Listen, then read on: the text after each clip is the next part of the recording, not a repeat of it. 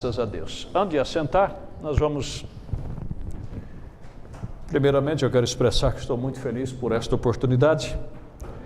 Demoramos um pouquinho desta feita para voltar, mas aqui estamos, graças a Deus. Amém. Né? Muito obrigado, Deus.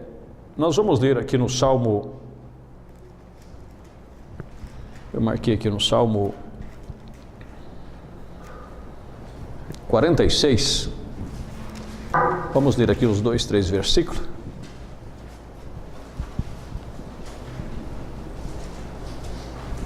Depois no Salmo 60 também, verso 11 e 12. Mas vamos aqui no 46, onde diz assim: Deus é o nosso refúgio e fortaleza, socorro bem presente na angústia.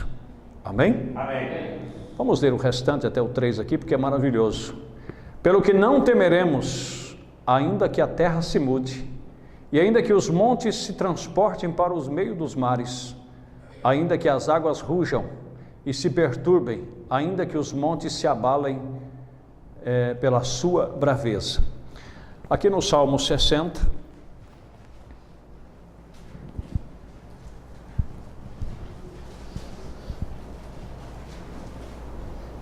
no verso 11,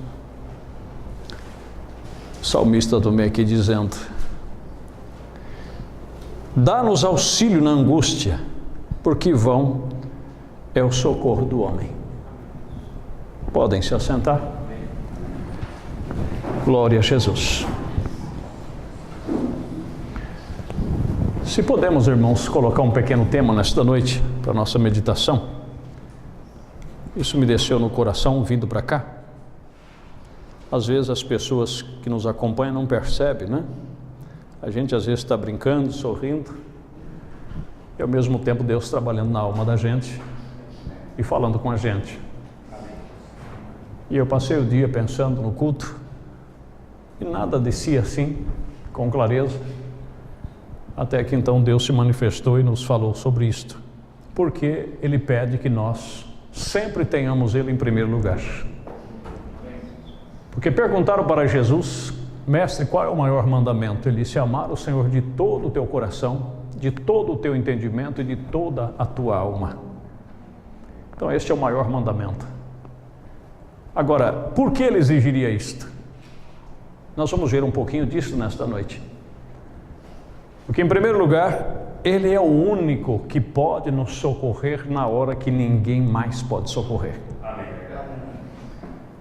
E sem contar que Ele é o socorro presente, ou seja, na hora da angústia.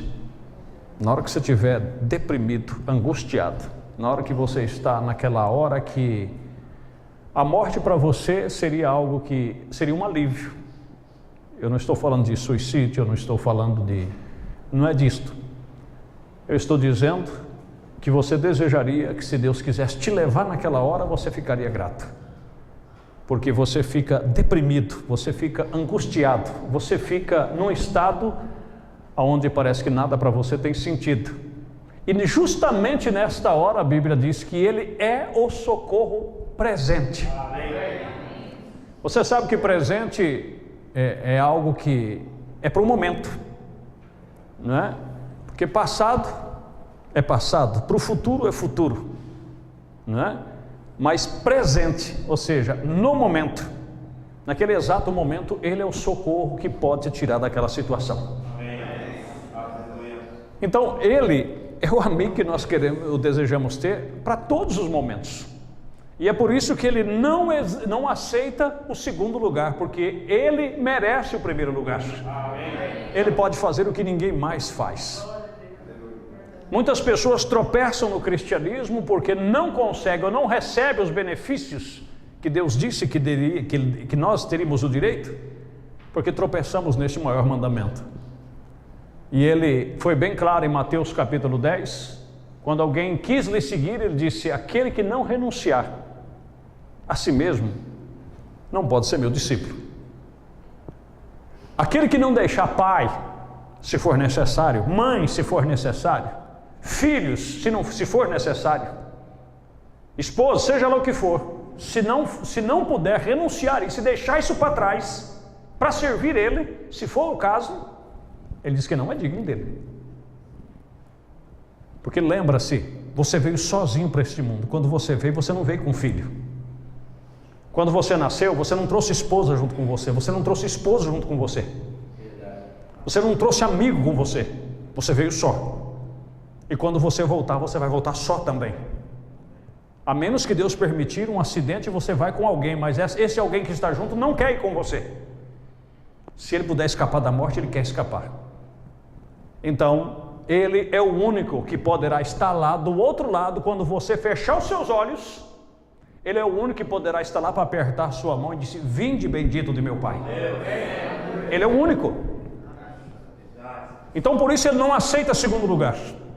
Ele não aceita você colocar ele do lado e você dar lugar primeiramente ao entretenimento, ao jogo de futebol, a uma novela, quem assiste, ou qualquer programa de televisão, qualquer coisa. Não, ele não aceita.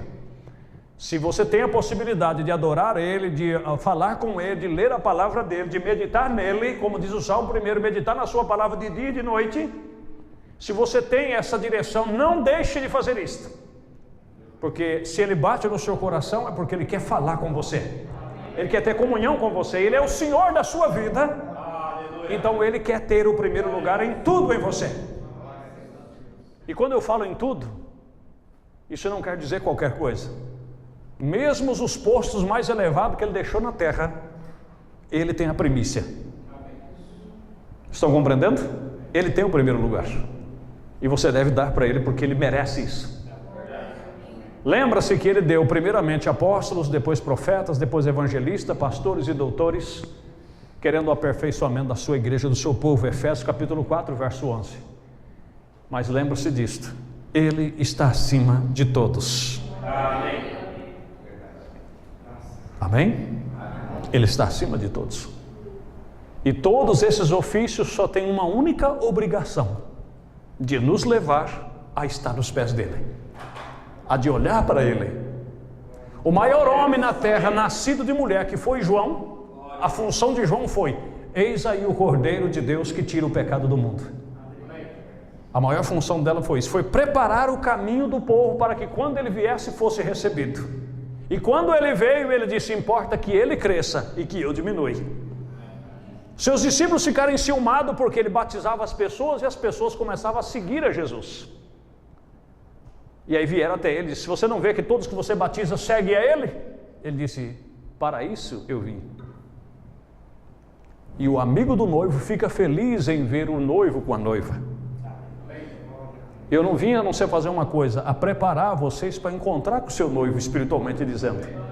E agora que eles estão encontrando, você pensa que eu vou ficar triste, enciumado? Eu fico feliz, porque eu sou amigo do noivo. Amém, meus queridos?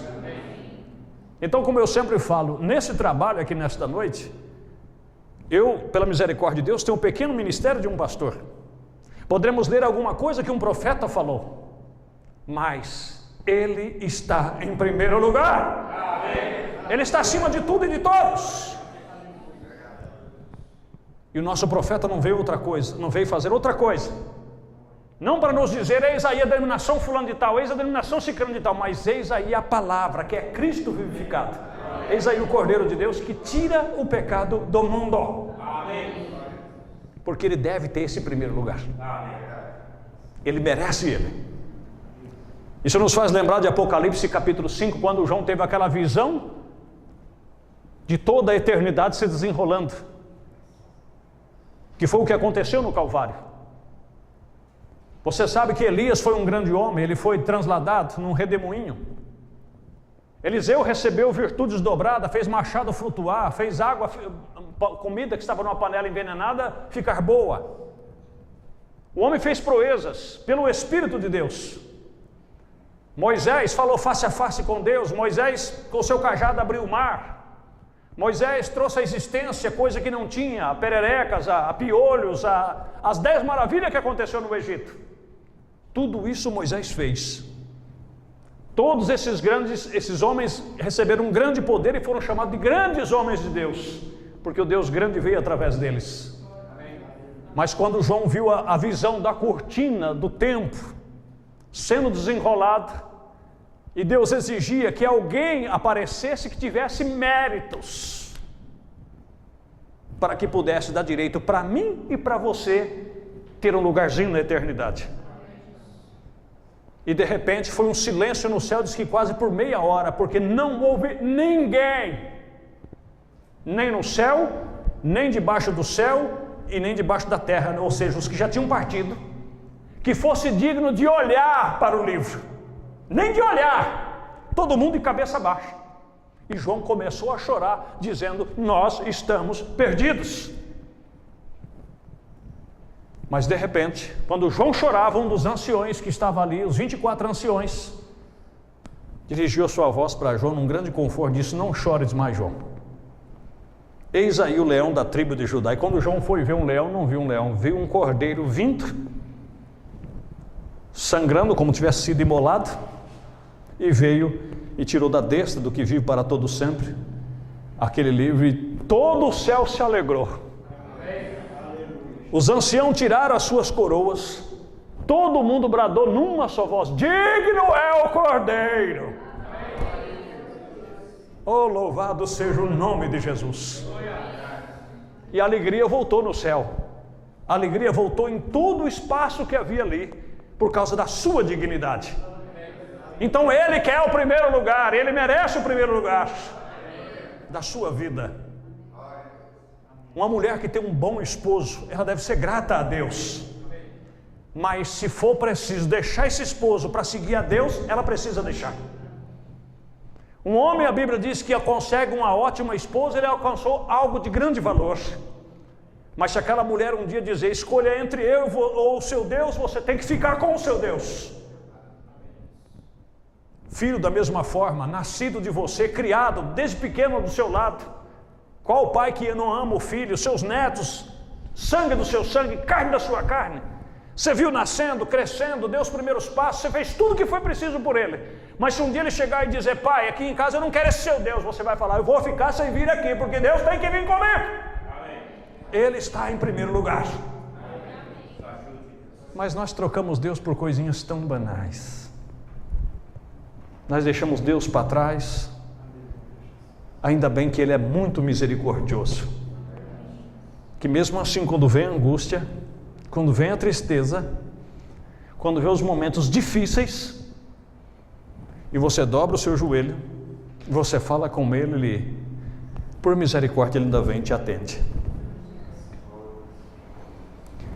Irmãos, a Bíblia diz para nós contarmos os nossos dias com sabedoria. Constantemente eu penso nisto. Quando chegar a minha última hora, eu quero contar com Ele ali. Eu quero contar com a sua graça. Amém?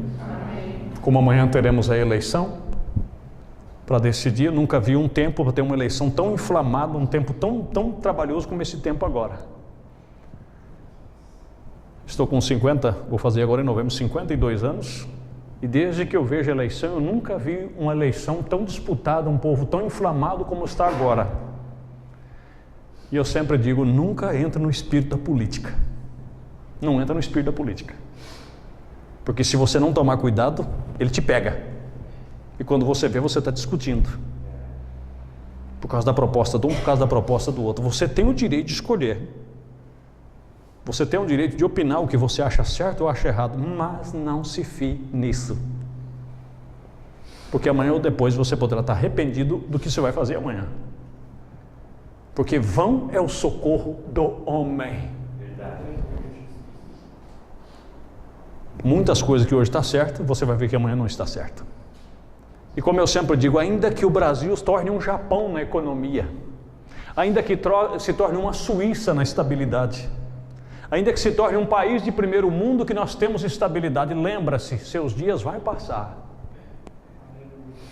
Que o Brasil, ainda que fosse ser o melhor país do mundo, que tivesse o melhor salário, a melhor economia, a melhor segurança nas ruas, você poderia deixar a porta da casa aberta sem ninguém minar, sem ninguém roubar, ainda que nossos filhos tivessem o direito de viver do bem e do melhor, nós tivéssemos o melhor país do mundo, onde todo mundo desejaria viver aqui, como o povo quer cruzar as fronteiras para poder chegar nos Estados Unidos, porque é a melhor economia do mundo.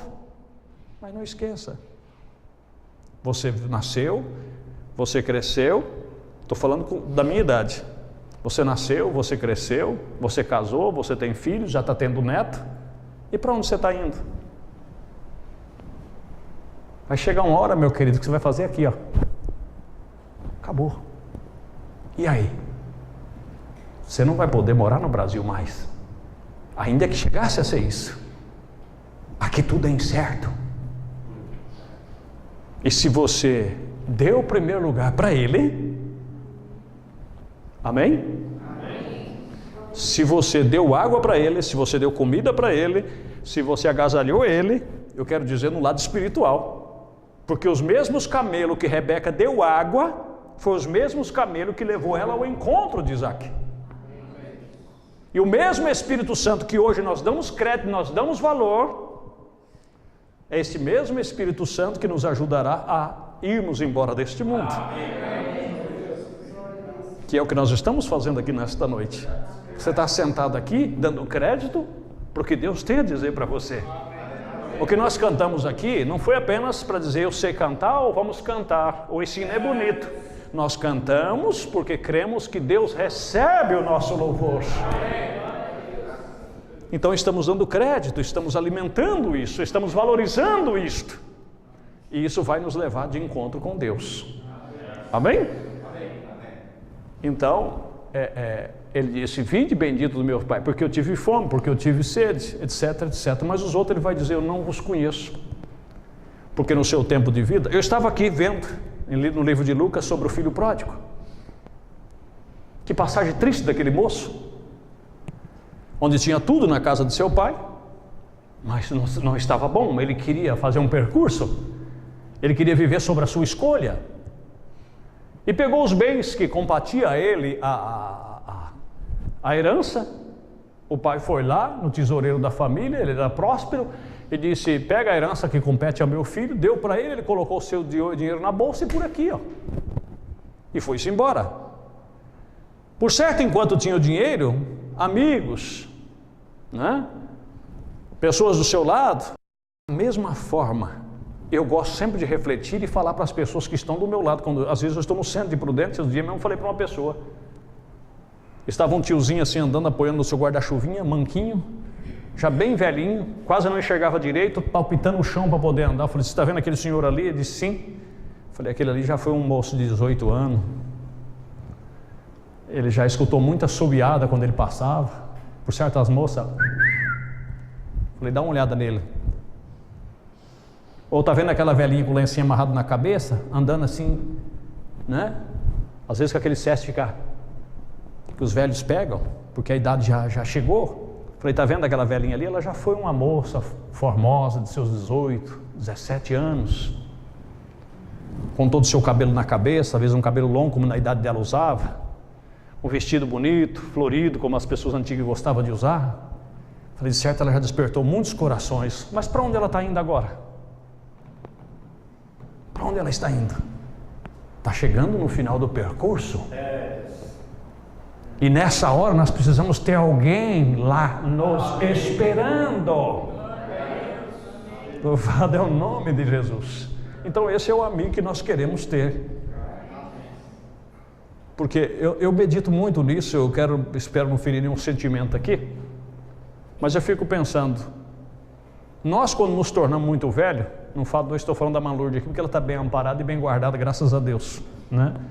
Bem-aventurados os velhinhos que envelhecem, sendo filhos e pais cristãos, genros cristãos, netos cristãos, porque a Bíblia diz que nós temos que aprender a cuidar dos nossos. Amém? Se não fazemos isso, negamos a fé e é pior do que os infiéis. Mas quantas pessoas aí fora que têm até dinheiro e eles não querem cuidar dos pais idosos. Eles preferem pagar uma enfermeira, para a enfermeira ficar dando na boquinha dele tudo que precisa, porque eles não têm tempo e aqueles pais se tornam um peso na vida deles. E se não tem dinheiro? Um fica jogando para o outro, né? Você não pode ficar com o pai esse final de semana, o pai está dando um trabalho danado, o pai está meio, não fala coisa com coisa, não tem paciência com nada, reclama de tudo. Eu tenho que cuidar da minha vida, tenho que cuidar dos meus negócios. Em parte ele tem razão. Mas você vê para onde é que nós estamos indo? Essa é a realidade. E se você trocou Jesus pelos filhos, se você trocou tudo pelo bem-estar, acabou. É um sistema falido, caído, morto. Nós temos que se conscientizar disto, que um dia tudo vai acabar. E quando tudo acabar, nós precisamos ter alguém lá nos esperando. Amém? Então, por isso, ele merece o primeiro lugar. Você não troca ele por nada. Eu apenas quero ler aqui 2 referências, que os irmãos meditem nisto, né? Quando Israel estava no Egito, o mensageiro disse que saiu para o deserto. Uma coisa interessante, se Deus começa uma obra nas nossas vidas, você pode ter certeza que Ele vai cuidar para concluir aquela obra.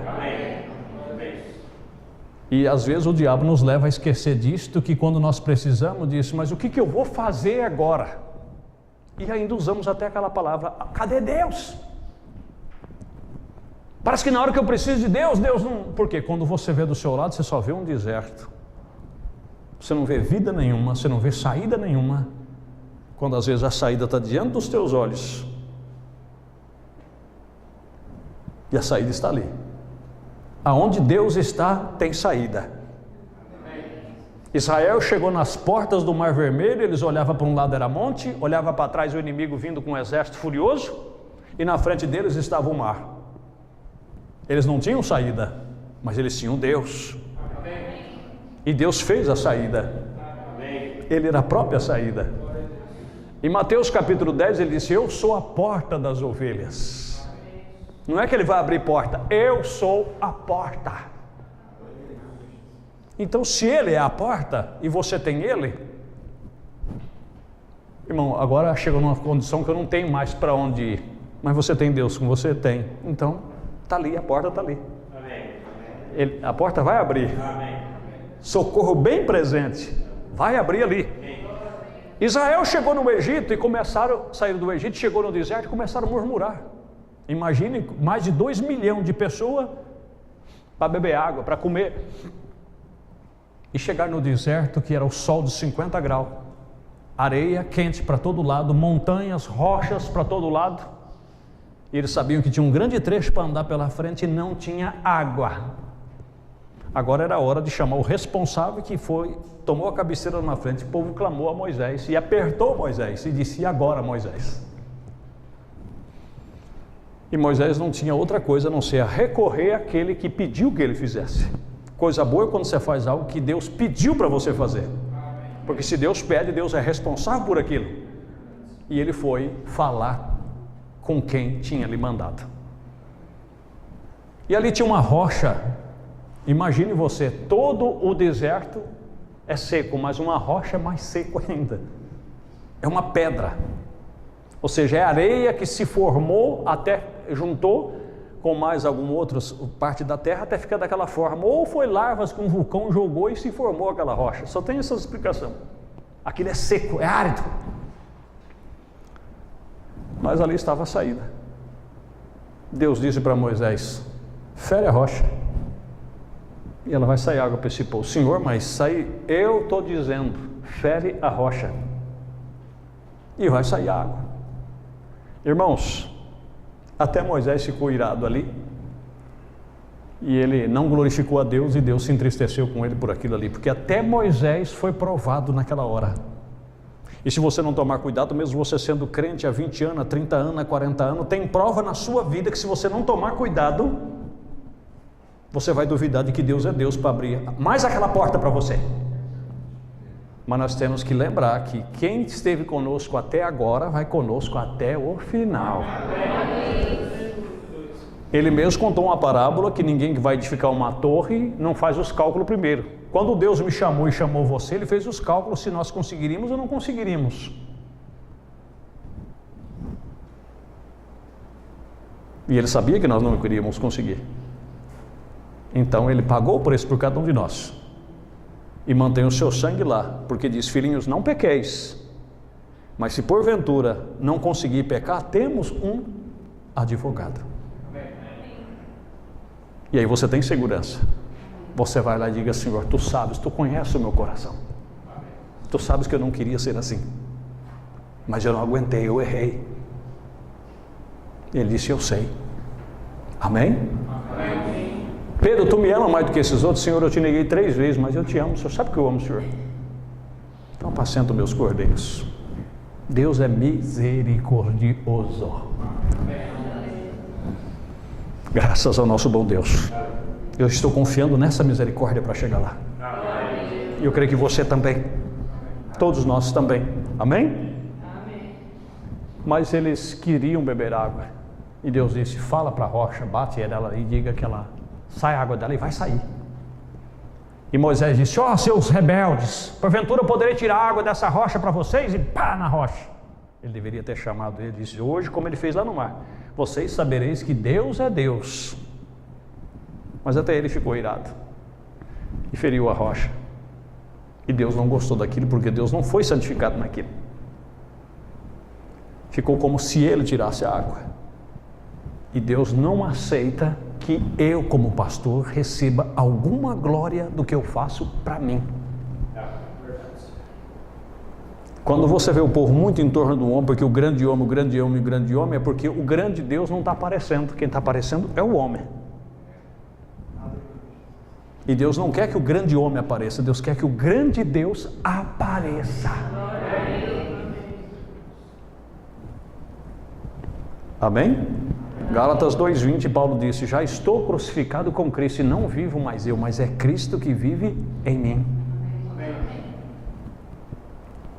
E aí foi quando ele farou com a rocha, feriu a rocha, saiu água da rocha e matou a sede de todo o povo.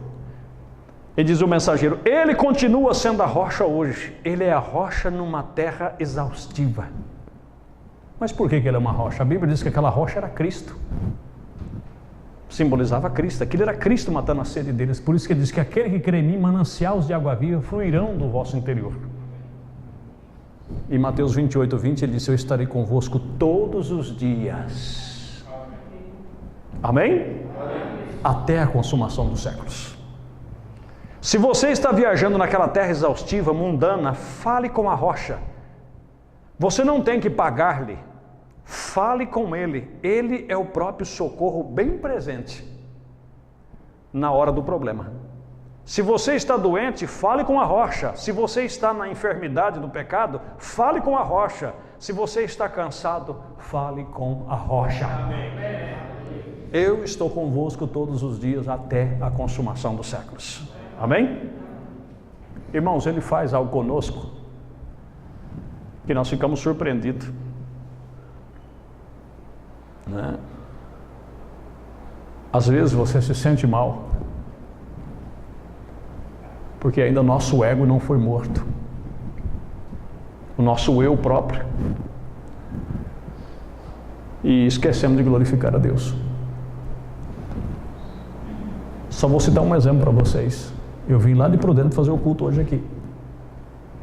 Se eu chegasse aqui e tivesse só 2 pessoas para fazer o culto, eu não poderia me aborrecer e nem reclamar, porque ele já tinha prometido que se tivesse apenas 2 pessoas aqui, ele estaria aqui. E ele estaria aqui para falar com essas 2 pessoas, porque por mais de 25 anos ele ficou falando só com 2 pessoas, com Sara e Abraão. Em todo o globo terrestre, ele só com essas 2 pessoas que ele estava tratando, por mais de 25 anos.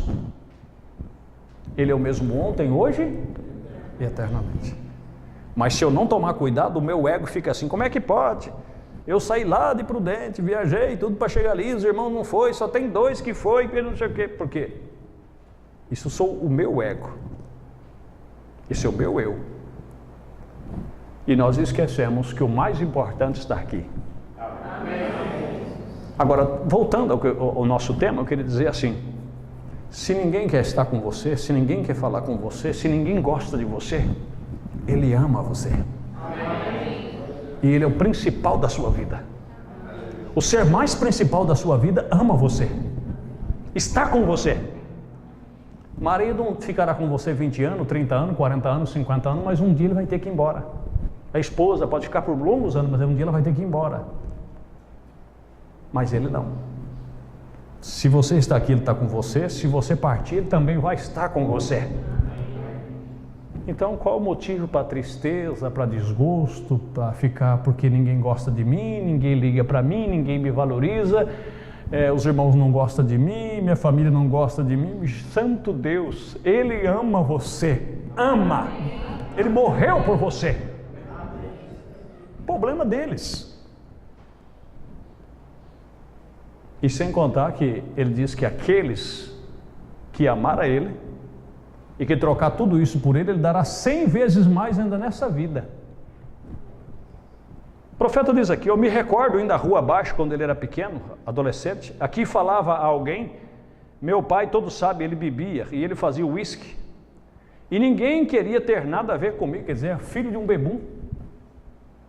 E eu ia rua abaixo e tratava de falar ao homem, ainda encontro esses homens hoje, tratava de falar com alguém, se não houvesse ninguém mais para com que eles falassem, então eles parariam. Se não tivesse mais ninguém para falar, eles sentariam um pouquinho e falariam com ele, mas se tivesse alguém mais, só, depois eu falo com você. E ele disse, eu me sentia mal, e me voltava e me se separava, pensava, eu não sou culpado disso, eu não sou culpado de meu pai ser um alcoólatra, eu não fiz o que o meu pai fazia, nunca bebi em minha vida, por que tenho que passar por isso? E aqui não faz muito tempo eu estava contando à minha esposa, quase tive que permanecer fora do povo, de fato, Deus tem sido muito bom comigo. Ou seja, hoje eu preciso me esconder das pessoas para ter um pouquinho de paz, porque Deus na minha vida fez com que todo mundo quer falar comigo, por causa do dom que Ele tinha. Ele diz, você vê como é que Deus é bom? Então, meus irmãos, vale a pena. Amém? Para encerrar, nós vamos falar do ser mais importante que já pisou sobre essa terra. Por isso que é vão o socorro do homem, como nós lemos aqui. Ele ficou turbado, porque ele estava indo para Jerusalém, ele ficou turbado, diz a Bíblia. E as turbas, Jesus disse, eis que eu subo a Jerusalém e serei entregue na mão dos malfeitores. Foi onde o diabo entrou em Pedro e disse, Senhor, tenho dó de ti mesmo. Não é em Mateus capítulo 16. Então ele já ficou turbado, porque ele era um ser humano, ele era um homem de carne e osso, como eu e você. Quando eles chegaram no Getsemane, que era um horto no qual ele descansava, para no outro dia entrar em Jerusalém, porque ele seria preso lá. Quando ele chegou no horto naquela noite, ele falou para os seus discípulos, orem um pouco comigo, porque a minha alma se consome em tristeza. Você pensa que é brincadeira isso? Você sabendo como ele tinha a revelação do que estava escrito no Salmo 22, que eles iam chicotear ele, que iam repartir entre si os seus vestidos, que os seus ossos iriam aparecer na chicotada, porque todos que passam contemplam os meus ossos. Que ele, até o próprio pai o ia desamparar, porque ele diz lá, Eli, Eli, lama sabatani, que ele dizer, como diz no Salmo 22, Deus meu, por que me desamparaste? E ele sabendo que tudo aquilo ia acontecer. Já imaginou você sabendo, porque muitas vezes as pessoas dizem, a coisa boa é que nem Jesus, sabia tudo que ia acontecer, mas você já imaginou se você sabia que no outro dia vão pegar você, vão chicotear você, vão zombar de você, vão bater na sua cabeça, vão te chicotear e tipo uma coroa de espinho, te crucificar por 6 horas, você ficar lá pregado por 2 pregos em cima e 2 pregos embaixo? Até você morrer? E ele sabendo de tudo isso, a Bíblia diz que ele diz que a minha alma está perturbada até a morte, está triste até a morte. Ore e vigie um pouco comigo. Então ele deixou os dois ali, eles ali, debruçou numa pedra e foi falar com o pai. E foi onde é que ele disse aquelas palavras, se possível, passa de mim esse cálice, todavia não se faça a minha, mas a tua vontade. Quando ele voltou para ver se os companheiros estavam ali vigiando com ele, para abraçar ele, sentir um pouco de conforto, o que os amigos estavam fazendo? Dormindo. Quantas e quantas vezes você precisa de um auxílio humano, você fala com a pessoa não está sentindo o mesmo que você está sentindo. Diz, irmão, amém, isso vai passar, viu? Deus vai te ajudar, Deus é muito bom, viu, irmão? Ele não está sentindo o que você está sentindo. Aí ele voltava e orar mais um pouco, quando voltava de novo, dormindo. Mas aí quando ele voltou pela 3ª vez, os anjos o consolou. Amém? Os confortou, porque a sua agonia foi tanto que suava gota de sangue. Espera, como disse Paulo, que Deus nunca dá uma prova além do que nós podemos suportar. Ele diz, porque até agora nós somos provados disso, mas provado que nele foi. Você já imaginou uma pessoa, se uma falta de saúde, um esgotamento nervoso pode nos deixar deprimidos e às vezes dependemos de um calmante, alguma coisa para nos acalmar e nos tranquilizar, ou um sedativo? Agora imagine você, uma aflição tão grande de você suar e o sangue se repartir nos seus poros da água, e você, em vez de suar, melhor dizendo, a água como nós suamos, você suar sangue, de tanta agonia e dor e sofrimento. Mas na hora certa lhe veio o consolo. Amém. Mas o homem não pôde lhe consolar, é vão. Então louvado seja Deus pelos irmãos, pelos companheiros que nós temos, que às vezes podem nos socorrer. Mas não fique decepcionado se chegar a uma hora eles não poderem fazer nada por você, porque nos momentos mais difíceis só tem um que pode fazer, é Deus. Então que Deus tenha misericórdia e não deixe nós desapontá-lo. Amém, meus irmãos? Vamos nos pôr de pé, vamos agradecer ao Senhor. Deus Todo-Poderoso, Pai querido, ajuda-nos, ó Deus. Somos pessoas tão fracas, tão débeis, mas há uma rica esperança em cada um de nós, que a graça vai nos colocar lá, e que quando nós fecharmos os olhos e que o último suspiro sair, nós possamos enxergar aquele grande portal de pérola e o anjo do Senhor nos transportando para lá.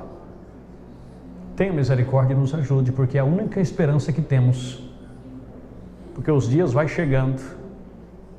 Quem é criança se torna adolescente, quem é adolescente se torna jovem, quem se torna jovem se torna de meia idade, e de meia idade vamos para ser pessoas maduras, e depois disso já não temos mais a fazer a não ser esperar os nossos dias chegarem. Mas se cremos no Senhor, isso não é o fim. O Senhor estará ali sendo o nosso socorro presente naquela hora final. Então tenha misericórdia de nós e nos ensina a contar os nossos dias com sabedoria e valorizar, e nunca deixar o Senhor por causa de amigos, entretenimento, qualquer coisa desta vida, que tudo pode falhar, mas não pode falhar nossa fé em confiar, em crer no Senhor. Use misericórdia e nos abençoe, em nome de Jesus Cristo. Amém. Antes de encerrar, eu quero dizer, se tem alguém aqui nesta noite, eu não conheço todos vocês, que ainda não fez um propósito com Deus, guarde bem bastante o que você ouviu aqui nesta noite, que chegará uma hora que só Ele para te ajudar. Então, se você ainda não entregou o teu caminho ao Senhor, entrega nesta noite, confia nele. Amém? Não estou dizendo fazer parte de uma igreja como aqui. Se você desejar, seja bem-vindo, mas eu estou falando de render-se a Cristo, porque Ele deve ser o Senhor da sua alma, da sua vida, de todo o teu ser. Amém? Deus os abençoe e vão em paz, em nome de Jesus. Amém.